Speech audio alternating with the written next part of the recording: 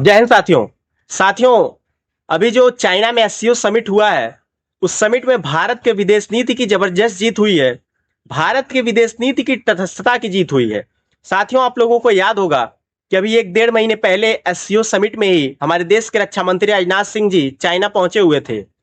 और उसके डिक्लेरेशन में, चूंकि किसी भी समिट का एक डिक्लेरेशन होता है, उस समिट में कहीं भी पहलगाम हमला जो 22 अप्रैल को हुआ था उसकी चर्चा तक नहीं की गई थी।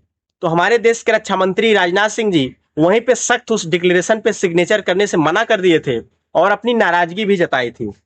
और देखिए कितनी जल्दी वैश्विक समीकरण बदलते हैं।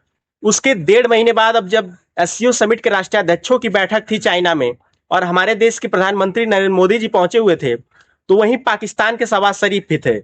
उनके सामने ही पहलगाम हमले की सख्त निंदा की गई है और पाकिस्तान को खरी खोटी सुनाई गई है और शहबाज शरीफ से भी उस पर सिग्नेचर लिया गया है।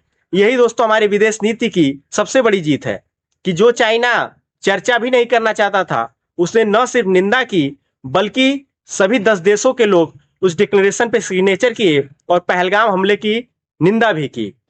और आतंकवाद पे हमारे देश की जो जीरो टॉलरेंस की नीति हमारे प्रधानमंत्री नरेंद्र मोदी जी कहते हैं, वो वहां पे निश्चित रूप से झलक दिखाई दे रही थी। क्योंकि चाइना इस समय जो ट्रंप से, अमेरिका से भारत का तनाव चल रहा है टैरिफ को लेके, उसमें बिल्कुल भी चाइना ये बाजी अपने हाथ से जाना नहीं देना चाहता और भारत को नाराज नहीं करना चाहता किसी भी स्थिति में।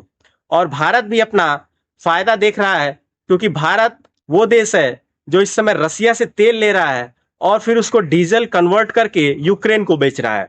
तो आजकल ये भारत की विदेश नीति है कि हम हर चीज में अपना फायदा देखते हैं और किसी थर्ड देश की वजह से हम अपनी विदेश नीति को नहीं बदलते हैं।